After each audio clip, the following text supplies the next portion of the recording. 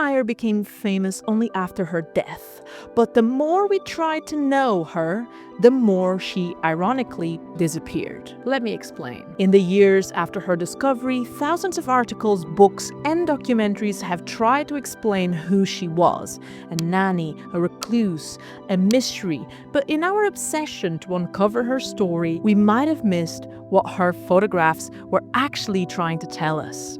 This video isn't about a mystery to solve, it's about seeing, about what happens when we live in a world where photography leads to overseeing reality, to overcapture, the oversharing, and the adding of nothingness just for the sake of being present. Vivian Maier showed me that a photographer's greatest asset can sometimes be their absence.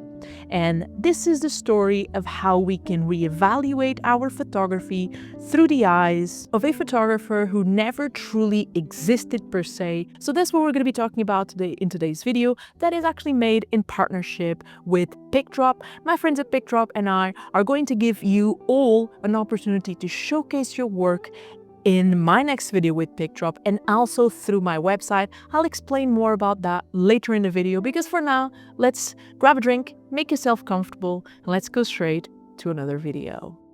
Vivian Maier's story has been told 1,000 times. A nanny, a loner, a secret street photographer whose work was discovered by accident in a Chicago storage locker. Since that discovery in 2007, her life has become one of the most documented mysteries in the photography world. Some have labeled her eccentric, others difficult, but most of all, everyone agrees that she was rather private.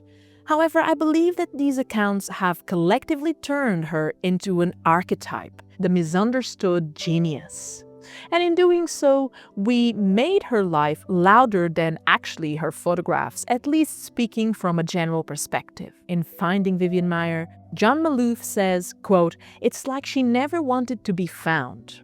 But maybe that's not really a tragedy. Maybe it's actually the key to understanding the work we see and then to analyze our own presence in today's world. Because in photography, and I would argue like many things in life, visibility isn't the same as understanding. In an age where attention is one of the currencies that can build you a career, Vivian Maier resonates with us because we know her photography to be a genuine effort into seeing the world. These aren't photographs made to impress. They're exactly what it is: studies of a given moment in time. A moment made of reflections, half glances, anonymous figures suspended somehow in mid-movement. In 2014, a critic wrote on The Guardian that Maier's work, quote, "has the eye of someone who was always looking but never looked back." And that line, which I came across quite recently, I believe perfectly highlights this paradox. She existed entirely through seeing, not through being seen. But today we treat her privacy like a puzzle to solve rather than a choice that defined her art ultimately. Who really knows? I've heard actually so many different accounts at this stage through the internet. Some people say that she actually did try to do some early prints in France, and she actually was setting her eyes into having a career as a photographer. Some have also speculated that actually, she was rejected. Some others just believe that she never really wanted to just be seen. But I think that in this puzzle and its mystery of trying to solve why she never really had a career per se, or never was, popular when she was alive and working, I think that it says more about us and our culture today than it says about Vivian Maier herself and her culture. And I say this because in today's world, every image is a signal of identity. And with every image, there's an inherent expectation, generally speaking, for a reaction and feedback. And we find the case of Vivian Maier puzzling because she comes from a world where the photographer sought to be invisible, where the act of seeing mattered more than being seen. And that's the contradiction that, generally speaking, a lot of us struggle to accept, that someone could create great art without ever needing to be seen. In this context, I think it's worthy to ask ourselves, why do we need visibility? And who is it really for? The artist or the ego?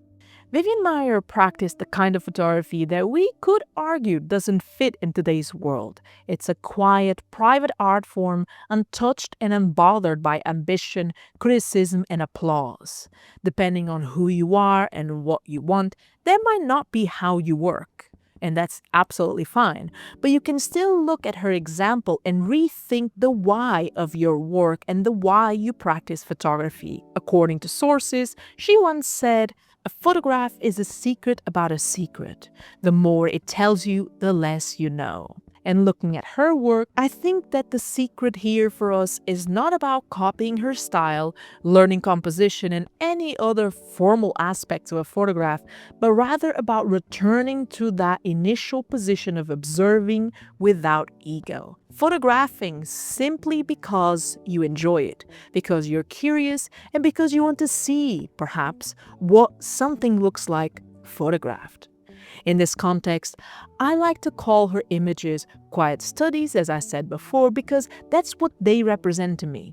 A woman's hands against a red dress, an anonymous man holding colorful balloons. These are moments that, in being so easily overlooked, became poetry through her eyes and her lens. They were never staged and never filtered, never posted for approval as far as I can tell. They were just captured as they happened, kept in boxes, only to be discovered by the world decades later.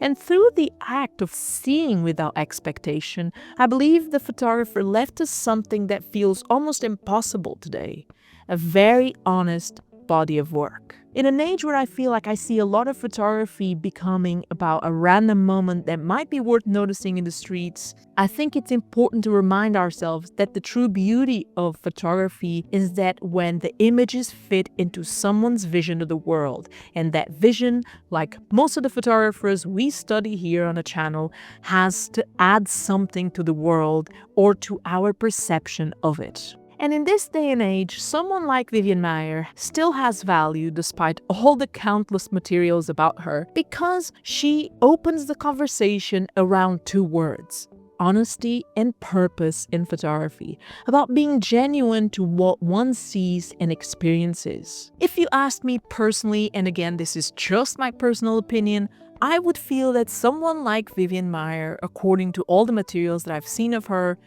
it's very hard to place, but I feel like, due to perhaps life circumstances or her own personality, wherever it might have been, she used the camera as a way to connecting with other people and to really experience the world. She enjoyed making records of it.